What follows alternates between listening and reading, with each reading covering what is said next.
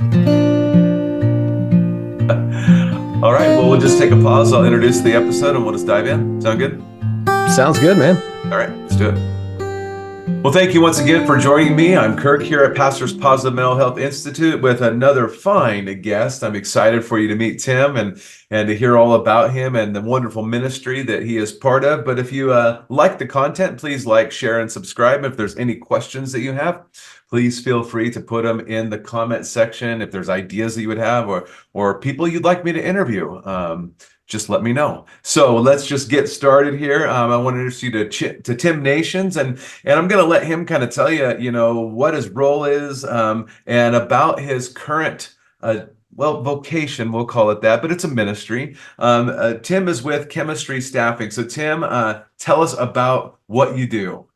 Yeah.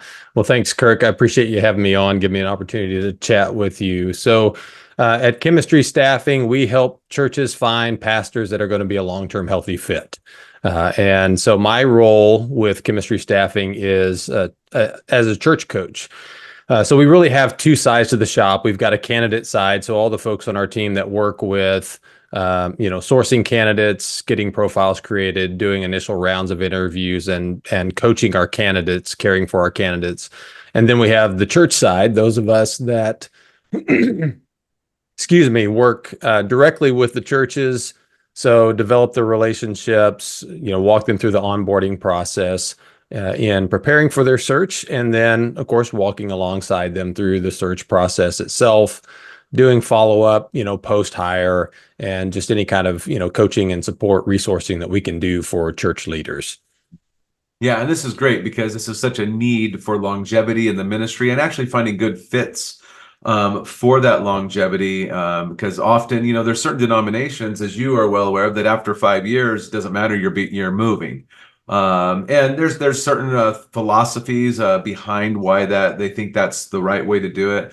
But at the same time, you getting a right fit is much better than having a wrong fit who will survive for 3 years and do potentially more damage to the church and then make it harder for them to bring on somebody after that. So you've been in ministry for a time. What led you to kind of seeing the need for this type of service for the church?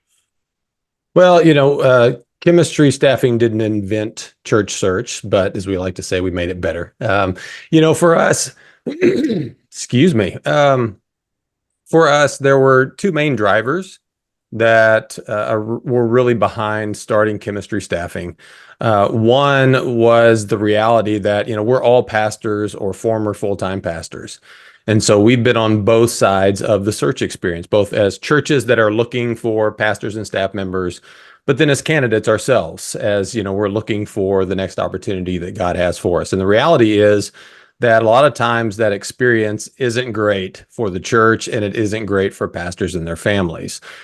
Churches don't do pastoral searches very often, or at least you hope they don't, right? I mean, if they do, they're either a large church with a lot of seats on the bus, and so they have to hire people, or they're just not very good at finding a long-term healthy fit that will stick. And so, if you're a church that has been blessed to have a long-term pastor, then it may be 15, 20, 30 years since you've hired a pastor. And probably most of the people who are involved in that hire aren't at the church or aren't involved in leadership.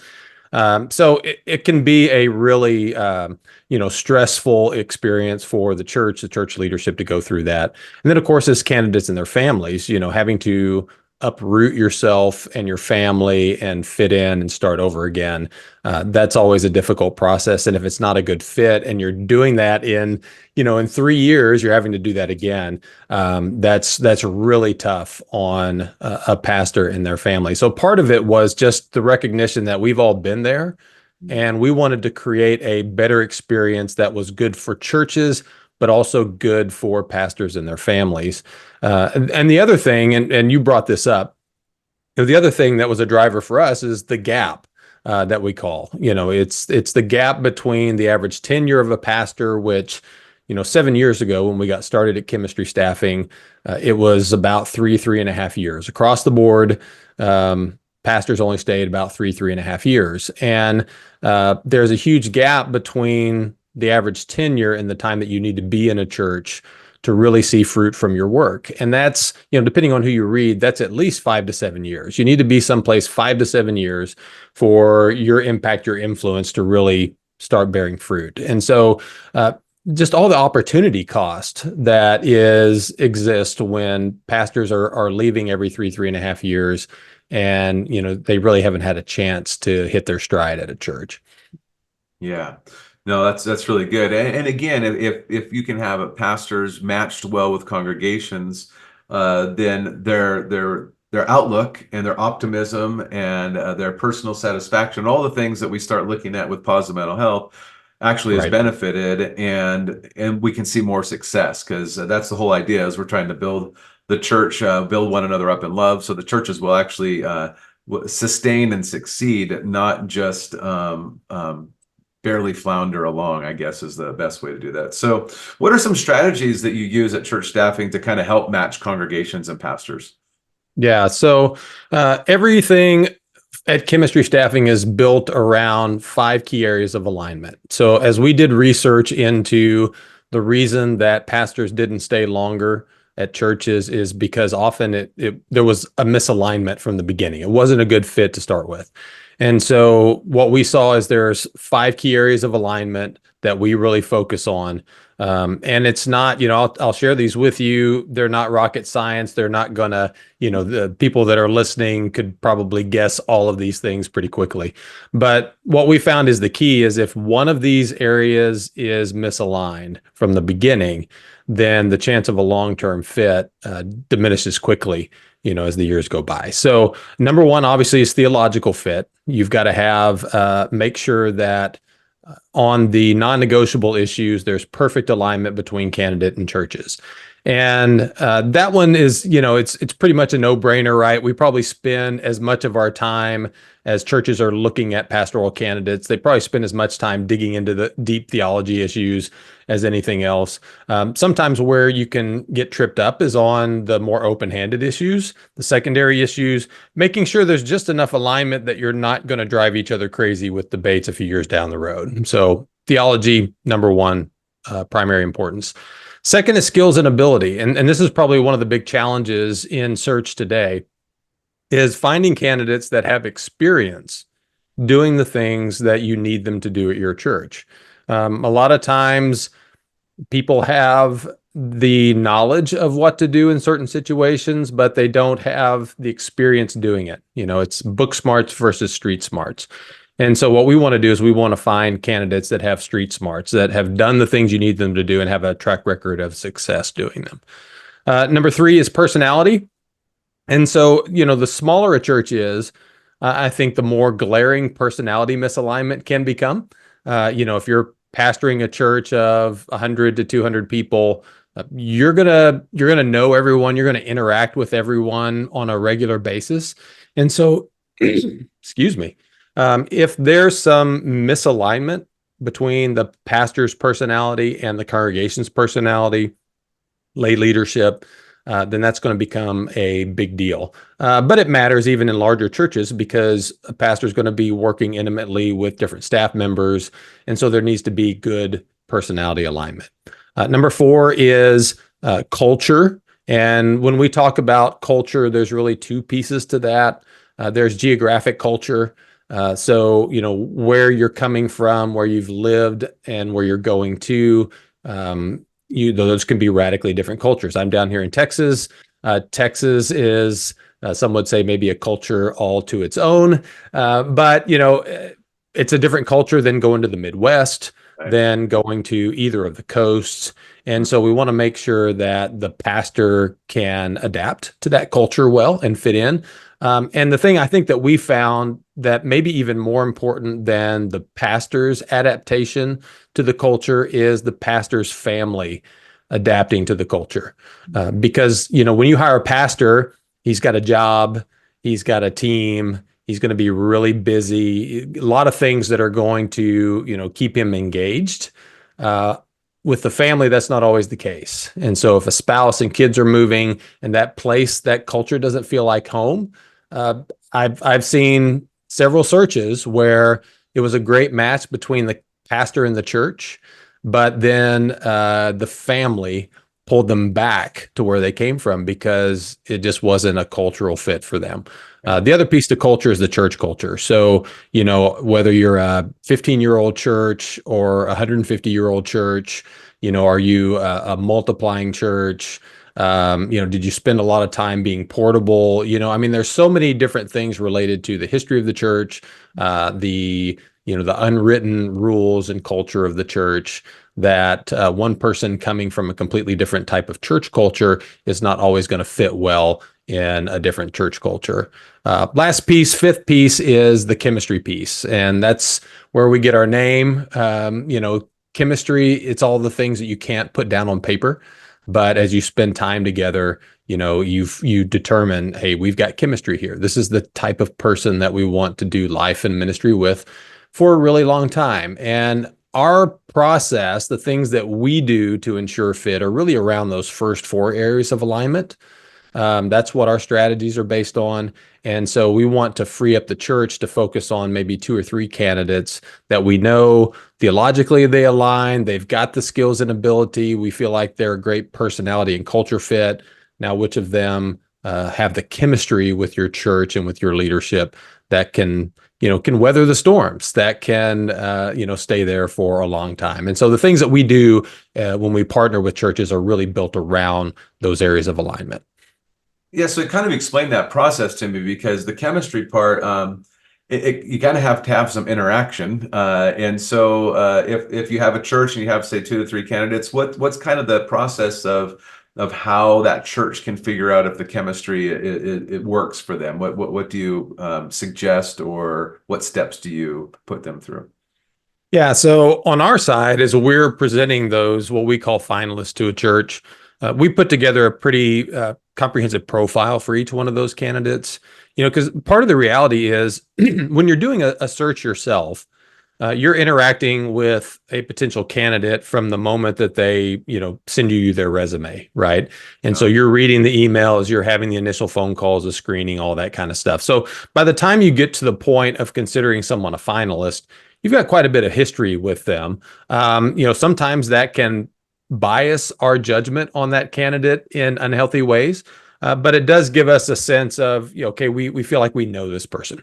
And so when you partner with chemistry staffing, you're not going to have that much history with them by the time you have your first conversation. So part of that presentation call is to catch you up. And we put together that profile to help you to get to know them a little bit. It includes their resume and references and things like that you can dig into. It'll include an intro video, so you get to learn about the candidate and their family, get to know about why they're interested in your church. We have them do some writing prompts that help you to understand a little bit more about their philosophy of ministry and how they would define the gospel, different things like that. So we have that call with the church. We'll present each one of those candidates to them, walk them through the time that our team has spent with them, what we love about each candidate for the role, why we think they're a great fit, and then some things that are just, hey, here's some conversations you're going to want to have with them just to make sure everything lines up really well. And we answer any questions that we can about the candidates so that we can set the church up well for that first initial conversation. And what we encourage churches to do, I think every church has their own, they kind of put their own flavor on the internal process. But one of the things we encourage them to do is, and we provide a toolkit for churches to go through both the resume screening process. How do you review and screen and look through a resume, and then also the interviewing playbook. So it gives them some common language as they work through candidates, so that they can, if they're not all on every call with the candidate, they have a common framework and language that they can use to evaluate when they come back together. But what we encourage them to do is, hey, have 2 real conversations with a candidate before you make any kind of judgment at all. which is easier said than done. We Right. look at resumes, we see things on resumes or things that aren't on resumes. We look at a person's appearance and, we start making judgments. It's just how we are as humans, right? We do that. But we try to encourage them, hey, have two real conversations with every candidate before you make any evaluation as a team. The first conversation really should be getting to know the person, because ultimately you're hiring a person, you're not hiring a resume. And so understand their story, understand their calling to ministry, understand what they believe God is calling to them in this next season of ministry. Just really get to know the person and their family. And then secondly, that second conversation is more about, hey, look at the resume, look at the experience they have, and how does that line up with what you're really looking for in your next pastor? And then at that point, decide, hey, what are the green flags? We love the green, yellow, red flag language because it just creates a real easy tool for churches to leverage in this process. What are the green flags? What are the things that we love that really line up with what we need? What are the yellow flags? The things that maybe either we're a little concerned about or we just don't have answers to at this point. And then are there any red flags? If there are any red flags, then chances are it's not a long-term healthy fit. You don't need to continue the conversation. But you're going to have some green flags and you're probably going to have a good number of yellow flags. The point from that, the goal from that point on is then to assess those yellow flags. And through conversation, can we turn them green or do they turn red? And, is that something that we just can't move forward with? So those are some of the things just really practically that we encourage churches to go through as they start interviewing candidates on their own. And like I said, we've got free playbooks and toolkits and things to help them out with that.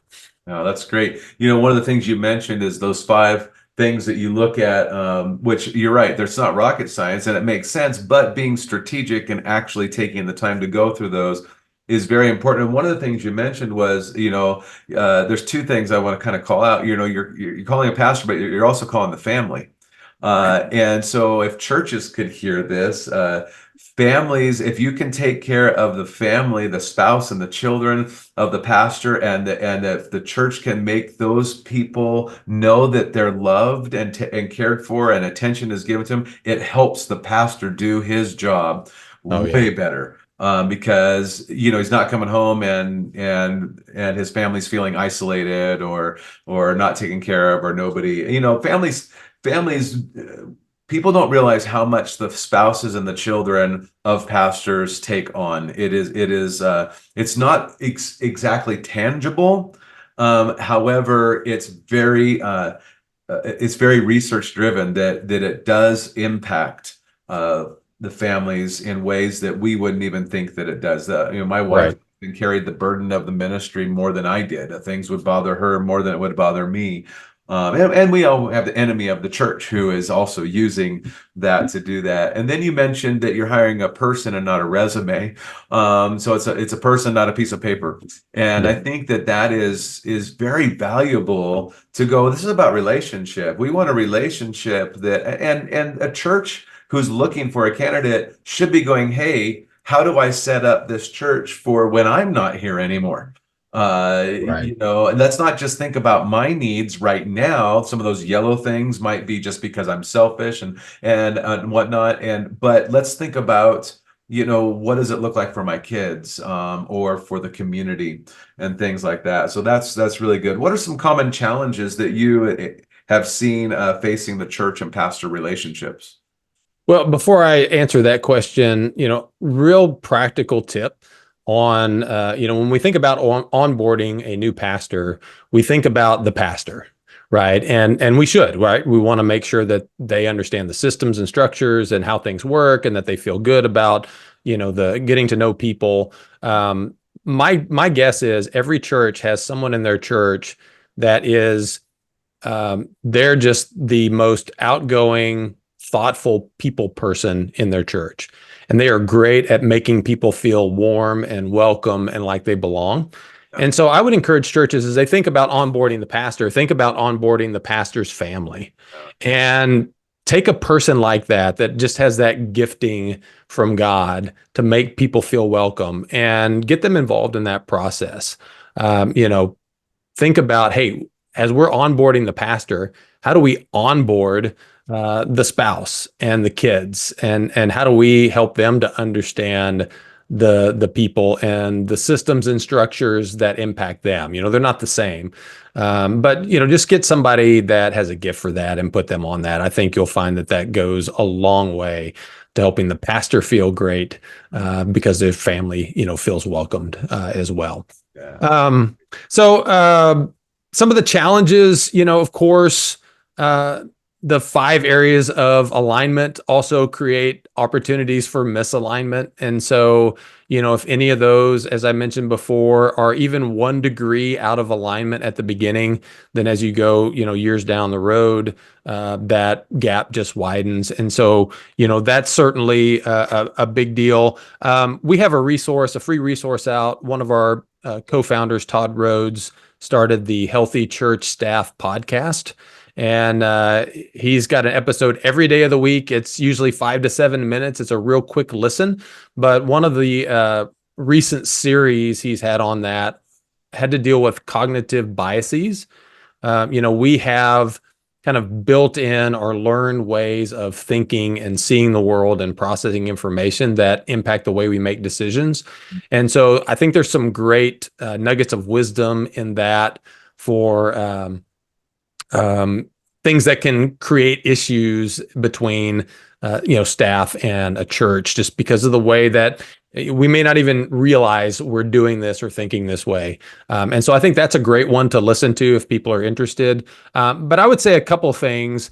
Outdated mindsets, I think, is one of the kind of overarching or big bucket areas that I see that create issues between the churches and pastor when it comes to that relationship. And that goes both ways. And what I mean by that, recently I came across some research that said 50% of what leaders need to do today is outdated. They need to learn half of their job, because used to, you could learn something at school and it would last for decades. You just continue to do that. You do it a little better, you tweak it, but you continue to lead the same way. Especially over the last 5 years, what we've seen is that ways of thinking and ways of doing things have changed radically in our world, and that includes in the church.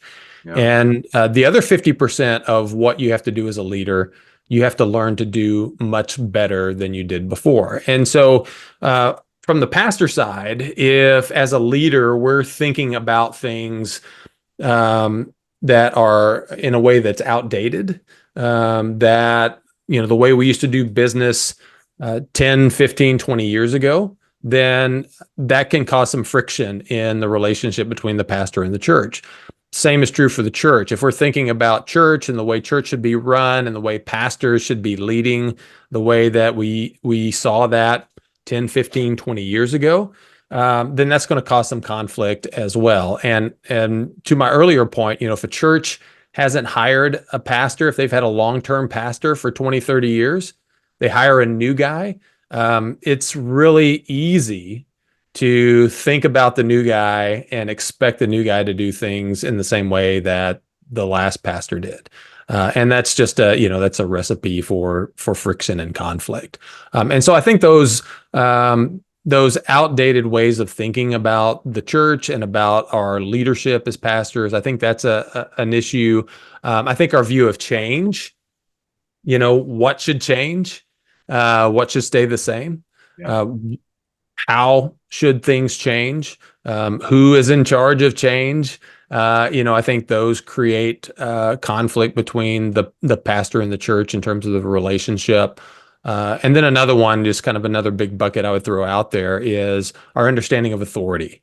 I think, and this isn't a new challenge. I think always pastors and churches have seen authority and who holds what authority and what that means in the relationship between a pastor and a church.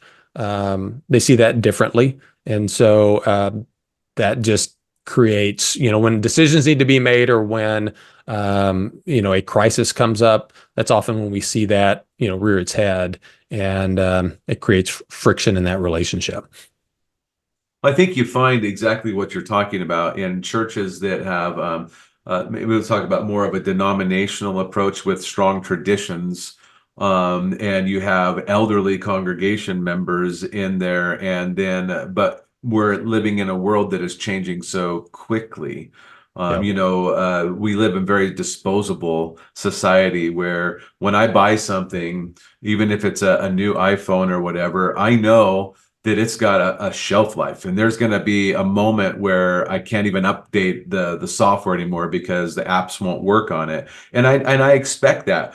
Whereas, 60, 70 years ago, you were just going to repair it, and it was made a little differently. It wasn't as disposable, and and you keep it. And so I think that you do run that challenge of change, because it's just hard for people who were not raised in a constant, continual changing society to change as rapidly as we are right now. And that, on that note, though, there is something about finding stability within the church walls, right? Can I find Mm. something that is stable, that's not going to change? And so, how do pastors, right, and congregations work together to say, let's keep some core things, whatever that looks like for your church, stable, so that we can always rest on that. And obviously, we think Jesus Christ is the rock that we stand on, but at the same time, and I think that that's probably a struggle I find in the more traditional churches. In today's society, with some of these younger guys coming out of seminary, or guys coming from outside the traditional, and then they're coming into, that's something that I experienced coming outside the Lutheran Church Missouri Synod and coming into it, recognizing that there's just some of these things that I need to be aware of, so that I don't just change things because I'm ignorant and stupid and selfish. And so I think that's a big thing. You kind of answered the next question of why they struggle to be cohesive, but you do some continuing coaching, you say. So you put a candidate into a church. What does that process and follow-up look like for the next however long? Kind of explain that to us. Yeah, it really depends on the church. Some churches are very much, thank you very much. We appreciate what you've done. We'll call you the next time we need to do a search, right? And so even at that, we'll check in with, like, as a church coach. So I've got a primary contact with the church, someone that I've been interacting with the most, doing the weekly updates, arranging calls and things like that. And so I'll check in at different intervals with that primary contact at the church, just to get the church's perspective on, hey, how are things going? Mm, Is there anything we can do to, help with the continued onboarding of the candidate? There are questions that have come up that we can help you find resources for. So at a minimum, we want to do that. Same for the candidate as well, checking in at different intervals to say, hey, how's it going? Are you guys settling in? Do are things as they seemed? Are they different? How you doing with that? So I mean, it's just a part of maintaining those relationships. There are times that, and this is often with a position other than like the lead pastor position, if we're doing a student pastor search or children's pastor search or whatever it might be, there are times when churches hire a candidate who maybe has less experience than they were hoping for, but they've got all the other pieces, all the other elements to be a great long-term healthy staff. And the church may not have the bandwidth to actually coach and develop that staff member as they get their feet wet and, go through the first year or two of ministry. And so we have folks on our team that have subject matter expertise in different areas, and they can walk alongside that candidate, that new staff member, and help them really level up more quickly than they would on their own. Because it's, if you've got someone that's younger, that's one of the things that we're seeing. And we could spend a whole podcast, talking about the landscape of search. But mm, one of the things that we're seeing is there are far fewer experienced and qualified candidates for the roles and the expectations of the churches that exist out there. mm, And so churches are, out of necessity, needing to hire younger and less experienced candidates. but one of the best things that you can do is invest in that candidate, that new staff member from day one, and that's going to increase their chances of staying there a really long time. And so we can help with that. We can provide some coaching for those new staff members as well. Well, that's a challenge too. So a church realizes they need a pastor for whatever reason, and typically, and you can speak to this maybe better than I can, but typically they're like, we need to fill the position now, and so that can kind of thwart exactly how they're looking for the candidate, because your Yeah. process is not an overnight process. It's a process that is intended to be somewhat methodical and somewhat intentional, and taking your time so that the person you get is correct. What are some challenges maybe you found when churches contact you with their urgency? Yeah. Yeah. And, a lot of times in that case, they've already been looking for 6, 8, 12 months. Really? And Okay. so, by the time they contact us, they're worn out already. They've been going through this, they're discouraged. And so, when we say, hey, this is going to take longer than you guys want it to, even with us as a partner, that can be really discouraging because they've already been at this for a while, and they feel like they've been spinning their wheels. And so, if I could encourage churches, from the get-go, when they're considering any kind of pastoral or staff search, even if they don't think a partnership would be a fit, talk to us at the beginning. Because one of the things that we might be able to do is, save them some headaches as they're going at this themselves, do some things that can help them, speed up the process and recognize. And what I mean by speed up the process is uh, invest their initial time in things that are more likely to help them find a long-term healthy fit, so that maybe in 3 months they realize we're not going to be successful doing this ourselves, rather than waiting, 9 or 12 months and coming to the same conclusion. And so, I think that's some advice that I would give to any church is, hey, whether or not you think you would ever partner with a search partner, have the conversation, because there might be some things that we can coach you through to help you out with that on your own. But I think that's one of the biggest challenges we see is a lot of times these churches are desperate. They've been at it for a while. They're tired. They haven't prepared their people for a lengthy search. Mm. And so, people are unhappy. They're starting to grumble, and the church leadership is in a tough spot. And just because you partner with us or anyone else that's a search firm, it doesn't mean it's going to speed up the process. What we guarantee is that when you find someone through us, they're going to stay a really long time. The challenge becomes when you're desperate, that you overlook some of those areas of alignment, that you make some concessions that maybe aren't healthy concessions.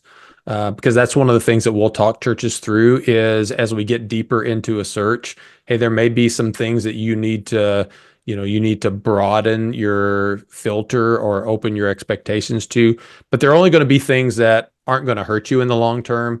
I think a lot of times the things that trip churches up when they feel like they need someone right away is they overlook things that do hurt them in the long run, but they fill that short-term need. So I don't know if that answered your question. Oh, no, it does. I just I'm kind of shocked. So when people finally come to you and they've been 8, 12 months without a pastor, what have they been trying to do to get a pastor? I mean, that just kind of boggles my mind when you said that. So what have they been doing? Yeah. Well, it's what they used to do, what they did the last time, they hired a pastor, 15, 20 years ago. And that's, you go to the denominational website, you put your listing, if they've got a place where you can look at people that are pastors looking for new opportunities, you kind of go through that process. And often it's a very slow process, right? But used to, you could do that, and in 90 days, you'd have a new pastor, and they'd stay for a while. Mhm.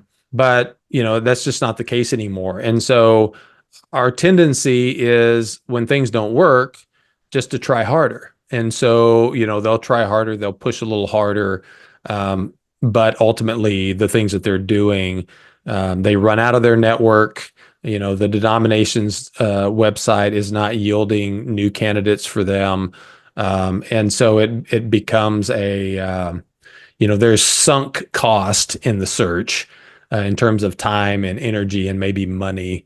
And so doing something different, doing something that might cost more, isn't super appealing. And so a lot of times they're just kind of hanging on and hoping. And then when hope is run out, then they call us. And I feel for churches and leaders that I talk to who have been at it for a long time, and it just hasn't produced any fruit for them. Well, and I think the assumption is, looking at the things that you look at, the number one thing is theological. And I think when you go to your denomination, that's really, I would say, probably 98%, if not more, weighted for whether or not a pastor can go serve at that church. And so I think often that's all that, well, if I just get somebody from my denomination that's on their list, then I know that they're safe and they're going to be okay. Well, it doesn't mean they're going to be a great fit. Theologically, they might be a great fit, but there are many other things that play into that, because your theology can be great, but if the guy can't communicate the theology in a practical and meaningful way, then you're stuck again. So that's just interesting. I'll have to think about that some more. Well, and the other story that I hear, as far as what churches are doing during that season, during that time, often it's the case that they got pretty far along with someone in the process. They've gone through several rounds of interviews. They maybe even have brought someone out for a candidating weekend, and then the candidate chooses to go somewhere else. Because if they are qualified, chances are they're interviewing with a handful of other churches at the same time. And what happens more often than not is, they'll get toward the end to the point of getting the offer, and, they've gotten 2 or 3 other offers, and they may not choose that church. And so you've invested months of time getting to that point, having a finalist, bringing them out, and then they choose someone else, and you got to start all over again. And usually that's the point at which, we get a call. They say, hey, we've only interviewed a few. We actually brought one out, offered him the job, and he turned us down. Now what do we do?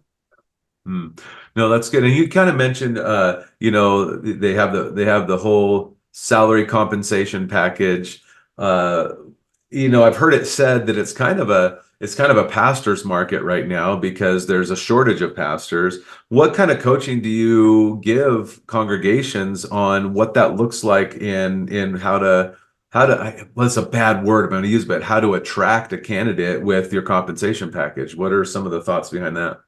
Yeah. We can help them do some research, and we can actually do some research for them on compensation. We do we can help them do some just very general research.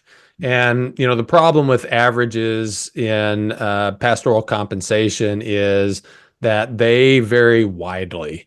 And you can have, churches of the same size across the street from each other, and they can have radically different compensation packages for their pastors. And there's a bunch of reasons why that's the case. But we can help them do some of that to get a sense of, hey, are we on track? Are we way off? But we can also do a custom compensation study for them where we dig into a lot of things specific to their church and area, and understanding the cost of living and other things like that.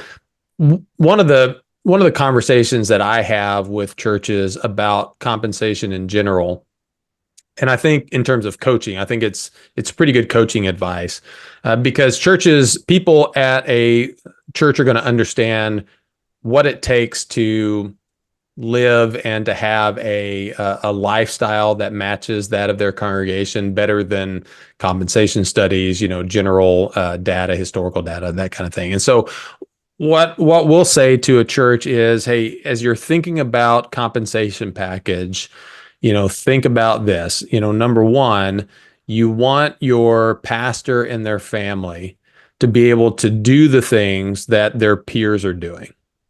So if you have a pastor and you give them a compensation package and they suddenly find themselves not being able to go to dinner on Friday nights with other couples and families their age, that's going to create an issue for them. If they're having to make excuses about why they can't go out and do the things others are doing, that's a problem. Secondly, if they've got kids, within reason, you want them to be able to allow their kids to do the things that other kids their age are doing. They don't need to be on the travel team, right? But if there's little league, if there's, different activities, birthday party things that kids are doing, you want your kids to be able to participate in those things. That kind of gets at that culture piece. It feels like home when you can do those things. And then the third thing is you want them to have enough of a compensation package to live generously and to model that lifestyle, not just for the church, but also for the community around them. And you know this, when you're a pastor, you have to buy 15 boxes of Girl Scout cookies every time the Girl Scout cookies come around, because every kid is going to hit up the pastor for whatever it is that they're selling, they're raising money for. And, if a pastor can't model generosity in different ways, then, that's going to create friction, and maybe even create some conflict for the pastor from members in the church because you didn't buy little Susie's Girl Scout cookies. So, those are just some principles, because people know their city, they know what it takes to live there and have that kind of lifestyle. And so, yeah, do all your research, come up with some numbers, but then ask yourself, hey, could my family move to this city for this compensation and be able to do the things that others are doing, be generous, things like that? No, that's good. And do you find that medical benefits is an important thing to include in the compensation package?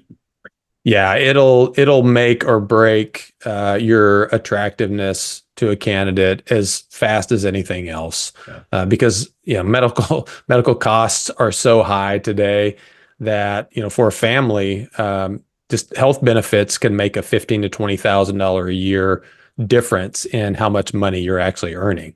Yeah. So, to say, hey, we're going to give you $70,000, but you need to source your own, medical insurance and pay all your own medical costs. Mm-hmm. Well, that $70,000 salary quickly becomes a $55,000 salary. That's tough. Yeah. Yeah, and then they might not go to the doctor as much too. There's just these things that there's trickle down. So, how have you seen, in your experience, the actions and the attitudes of church members benefiting their pastor?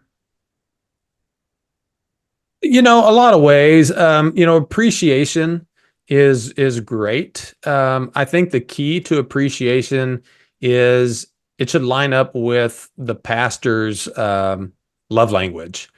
A lot of times we appreciate people in the way that we like to be appreciated. And if that doesn't really feel like appreciation to a pastor and their family, then it can come across as a little bit empty. So, get to know your pastor and their family, appreciate the work and the sacrifice they do, but do it in a way that really feels like appreciation to them. I know that may sound a little, maybe a little harsh, but I think it's important. For most people, precious moment figurines, it's not the best way to show appreciation for a pastor and their family. I hope I didn't offend anybody with that, but maybe they love that. So get them the full collection, whatever. But I think the biggest thing is doing things. And we saw this especially through COVID. During COVID, every decision you made as a pastor was wrong. It was the wrong decision. There were no right decisions. And I think probably the biggest thing that we see churches, church members, church leadership do that really encourages a pastor and their family are the things that communicate, I'm with you in this. And that can take a lot of, different forms and shapes and things like that. But, for a pastor and their family to feel a sense of security and stability in a church, they need to know that there is a level of trust that the congregation has with them that says, I may not understand this decision. I may not even like it, but I trust you and I'm with you and we'll see this through. And so the more that a church can figure out how to communicate that through the things that they do and the things that they say, man, that's going to go a long way to helping a pastor and their family feel like this is the place we're called to and we want to stay for a really long time. Yeah, it's interesting. You mentioned trust, and then you also mentioned this idea of being specific in how you show appreciation, specific to what the Mhm. pastor likes, and I think that requires something, and that's relationship, and dare I say, friendship. Mhm. That's a tough word that we talk about with pastors, and pastors often don't create friendships in churches. Couple reasons, because you get your heart broken, or you're leaving in a few years, so why spend any time getting to know somebody? But the reality is if they have people that trust them, and that's reciprocated, and they know them, and they can speak specifically appreciation language into their lives, and practical things, and a pastor can actually in moments say, hey, we're not making it, we're struggling here, and have that relationship. It's very important. And then the congregation can trust the pastor to make a decision, like you said, that they might not like or they just don't get, but they can go, "Ah, I trust his heart. I know where he's coming from. And so what if he fails? So what if this idea fails? At least he's trying something." And we get to be part of that. But I think that sometimes church members just think that pastors just sit in their office and think of all these harebrained ideas just to try. And no, we actually, intentionally pray about what the Lord is leading the church, and how can we do these little things, and so I think it's really important. So, what's your hope for the church as a whole? Man, I don't know where I picked up this phrase, but a long time ago, someone said, the church is God's plan A for the world, and there is no plan B. Mm, And I guess my hope in general would be that everyone in the world is able to see Jesus as the hope of the world through the church. yeah. And I think that in some ways, and this would be a long rabbit hole that I would probably end up offending a lot of people. But I think in a lot of ways, we've made Jesus the hope of the world for certain groups of people. Yeah. Yeah. And one of my dreams is that, people would see through the church Jesus as their hope, in real and tangible ways, and I think that's important. I heard a phrase, and I'm gonna not get the phrase right, uh, and I don't remember where I heard it, but I'm still sitting with this one. So if you ask me too many questions about it, I won't have anything for you. But the quote was something along the lines of, ever since we moved the church out of the living room and put a stage at the center of it, we've begun to encounter, new challenges and new problems, for the mission of the church. And I think there's something in that I need to sit a lot longer with and to ponder. But I don't necessarily think that moving every expression of church back into the living room is the answer. But I do think there's some things that we lost when we moved the focus of the church out of the home and into a building with a stage, that I think has impacts on pastors as they stand as they're the primary communicator on that stage, Mm. but also as church members as we sit in an audience for most of our experience of church. And like I said, I don't have a lot of, so what for that, but I think there's some things that we need to wrestle with and think through and consider, because, as we've talked about, things have changed radically in a short period of time in our world. And in order for us to really be the hope of the world, or to embody the hope of the world as a church, I think there's some things we've got to wrestle with and think about how we do them, more critically maybe than we have before. Yeah, I'd almost say, in reference to that quote, is we've the challenge is we've moved the church to only the building with the stage and not both and, right? Yeah. Because reality is we're the church wherever we are as the people of God. We're the church where we are. And the home should be a place where active worship is happening, as well as the workplace, as well as the community. And at church, we gather together to be recentered on Christ and to be equipped to go out and do the work of the church. And so I think that there is something to that, but I think what I got out of that is we've made it just about the building with the stage and not about the whole life that God has called us to. Because the church went out, right? They didn't expect everybody to come to them. I always tell people, if they do come, if you do bring or drag somebody to church, they're going to hear the gospel. But hopefully, all I'm doing is confirming what they've already seen in your life, because they've already seen that. So I was going to ask you for tips for churches struggling to find a pastor, but I think the tip is, get a hold of Tim. Call, get a hold of church staffing. So how do people get a hold of you, Tim? What's the best way? Yeah, chemistrystaffing.com, that's our website. You can learn more about us and our process there. My email address, tim.nations@chemistrystaffing.com, is probably the easiest way to get in touch with me. There's you can reach out. We can set up some time just to chat through your situation. I love connecting with church leaders. And like I said, it's not every search it doesn't make sense to partner with us. But that doesn't mean that I can't be of a resource to you in that search, and again, help you avoid maybe some wasted time, money, headaches, that kind of thing. So would love to have the conversation, whether or not it makes sense to partner with us on a search. Yeah. So again, chemistrystaffing.com. And I'll put that in the comment section or the show notes section so people can just click on it. And you'll have thousands contacting you after this. Sure. No, anyway.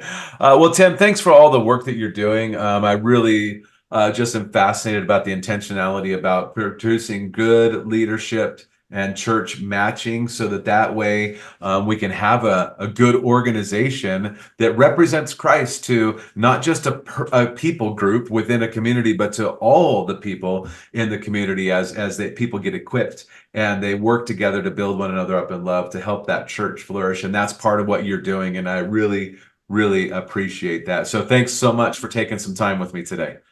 My pleasure, Kirk. I enjoyed it. All right, great.